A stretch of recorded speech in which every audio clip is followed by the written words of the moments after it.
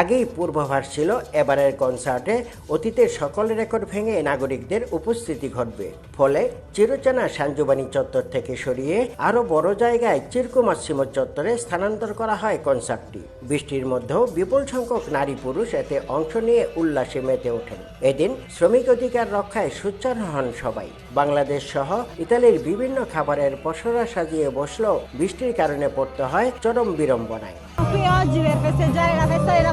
শ্রমিক দিবসকে উদযাপন করার জন্য বৃষ্টি উপেক্ষা করে প্রচুর মানুষ এই কনসার্টে এসেছে। শ্রমিক বা যারা কাজ করে তাদের জন্য এটি একটি গুরুত্বপূর্ণ দিন। কাজ একটি মৌলিক অধিকার, যা ইতালির সংবিধানের প্রথম অনুচ্ছেদে অন্তর্ভুক্ত করা হয়েছে। এখানে উপস্থিত হতে পেরে অত্যন্ত আনন্দিত।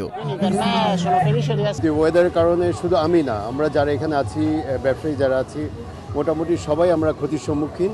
আন্তর্জাতিক শ্রমিক দিবস উপলক্ষে দেশটির রাষ্ট্রপতি সের্জো মাত্তারেল্লা মে দিবসের বাণীতে বলেন, কাজ কোনো পণ্য নয়, এটা শ্রমিকদের অধিকার। তিনি জোর করে কাজ করানো থেকে বিরত থাকার আহ্বান জানান। 1, 2, 3 ঢাকায় জমি জিতে নিন 100% ক্যাশব্যাক সহ 20 কোটি টাকার পুরস্কার।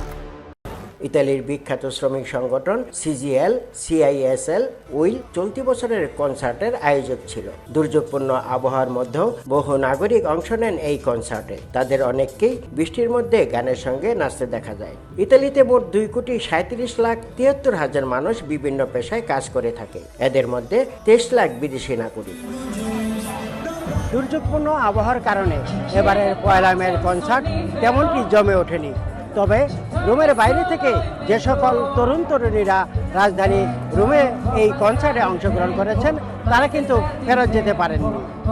তবে ইতালিয়ান নাগরিকরা বলছেন, তারা এই উৎসবে আনন্দ করলেও শ্রমিক অধিকার আদায়ে সোচ্চার রয়েছেন।